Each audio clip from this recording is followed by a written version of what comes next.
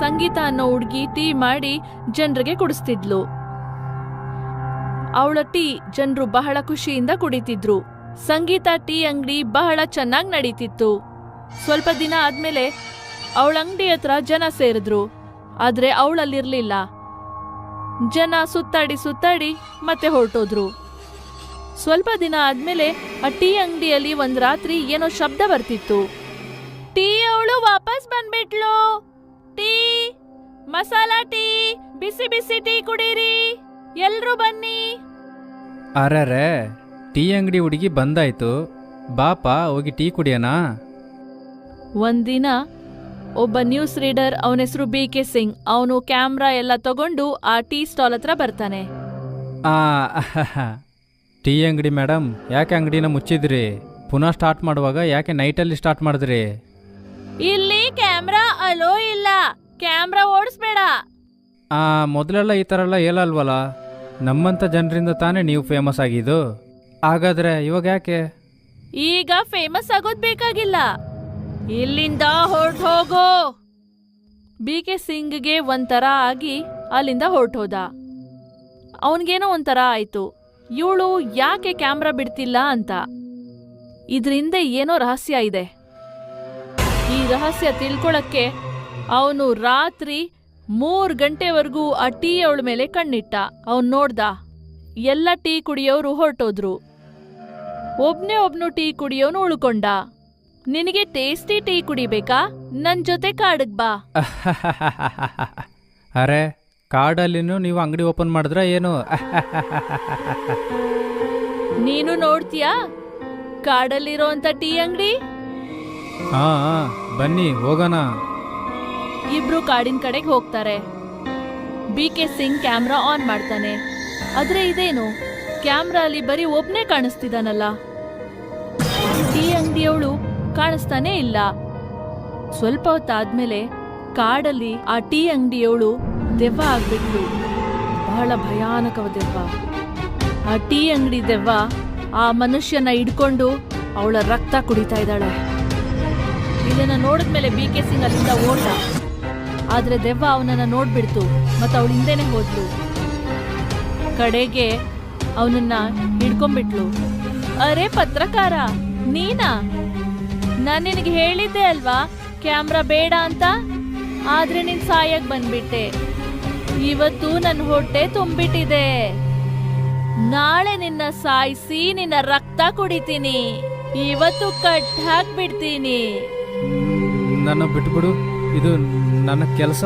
ಎಲ್ಲ ನ್ಯೂಸ್ನ ನಾನು ಹಾಕ್ಬೇಕಲ್ವಾ? ಪ್ಲೀಸ್ ನನ್ನ ಬಿಟ್ಟುಬಿಡು. ನಾಳೆವರೆಗೂ ಬದುಕಿರು, ರಾತ್ರಿ ನಿನ್ನ ರಕ್ತ ಕುಡಿತೀನಿ.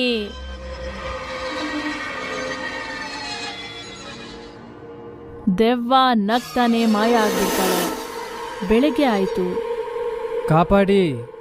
ಕಾಪಾಡಿ ನನ್ನ. ಯಾರಾದ್ರೂ ಇದ್ದೀರಾ? ಯಾರಾದ್ರೂ ಈ ಕಾಡಲ್ಲಿದ್ರೆ ನನ್ನ ಕಾಪಾಡಿ. ಒಬ್ಬ ಮರ ಕಡಿಯೋನು ಮರ ಕಡಿಯಕ್ಕೆ ಅಂತ ಬಂದಿದ್ದ. ಅವನು ಶಬ್ದ ಕೇಳಿ ಅಲ್ಲಿ ಬಂದ ಮತ್ತೆ ಅವನ್ನ ಬಿಚ್ಚಿಬಿಟ್ಟ. ಅವನು ಯಾವ್ದೋ ಸಾಧುನ ಹುಡ್ಕೊಂಡ್ ಬಂದ. ಒಬ್ಬ ಸಾಧು ಸಿಕ್ದ. ಇವನು ಅವ್ರಿಗೆಲ್ಲ ಹೇಳ್ದ. ಸರಿ, ಇವತ್ತು ನೈಟ್ ನಾವಲ್ಲಿಗೆ ಹೋಗೋಣ.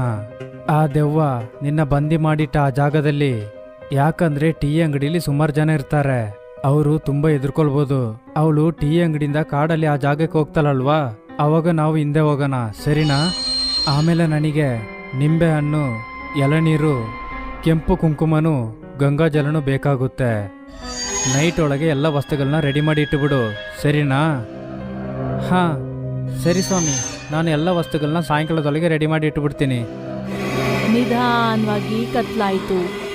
ಟೀ ಅಂಗಡಿ ಓಪನ್ ಆಯ್ತು. ಟೀ ಅಂಗಡಿ ನೋಡಕ್ಕೆ ನಾರ್ಮಲ್ ಹುಡುಗಿ ತರ ಇದ್ಲು.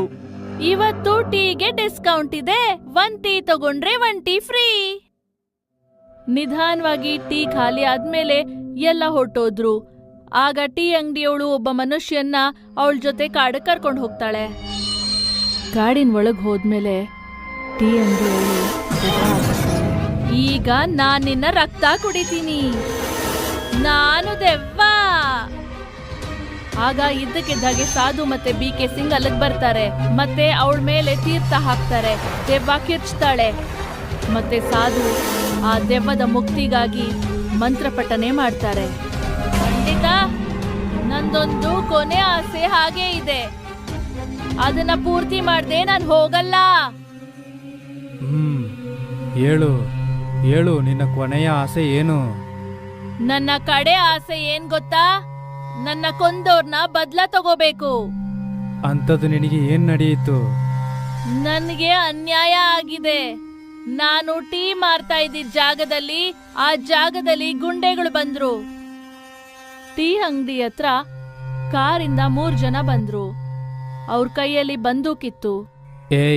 ಏ ಟೀ ಅಂಗಡಿ ಹುಡುಗಿ, ನಿನ್ ಜೊತೆ ಎಷ್ಟು ಸಲ ಹೇಳಿದ್ದೀನಿ ಇಲ್ಲಿ ಟೀ ಎಲ್ಲ ಮಾರಬಾರ್ದು ಅಂತ, ಆದ್ರೂ ನೀನು ಅರ್ಥ ಮಾಡ್ಕೊಳಲ್ವಾ? ಅರೆ, ನಿನ್ನಿಂದ ನಮ್ಮ ಅಂಗಡಿಗೆ ಬರುವ ಜನರು ಕಮ್ಮಿ ಆಗ್ಬಿಟ್ಟಿದ್ದಾರೆ. ನಿಮ್ಮ ಅಂಗಡಿಗೋಸ್ಕರ ನನ್ನ ಅಂಗಡಿ ಮುಚ್ಚಕ್ಕಾಗೋದಿಲ್ಲ. ನಾನು ಎಷ್ಟತಿ ಹೇಳೋದು ನಿಮ್ಗೆ, ಅದರಿಂದ ಏನೂ ಆಗೋದಿಲ್ಲ. ಅರೆ, ಇವಳೆಲ್ಲ ನಾವು ಹೇಳೋ ಮಾತನ್ನ ಕೇಳಲ್ಲ. ಇವಳನ್ನ ಇಲ್ಲಿಂದ ಎತ್ಕೊಳ್ಳಿ, ಕರ್ಕೊಂಡೋಗಿ ಎಲ್ಲಾದ್ರೂ ಕೊಂದುಬಿಡಿ. ನೀನ್ ಹೇಳೋದು ಸರಿನೇ.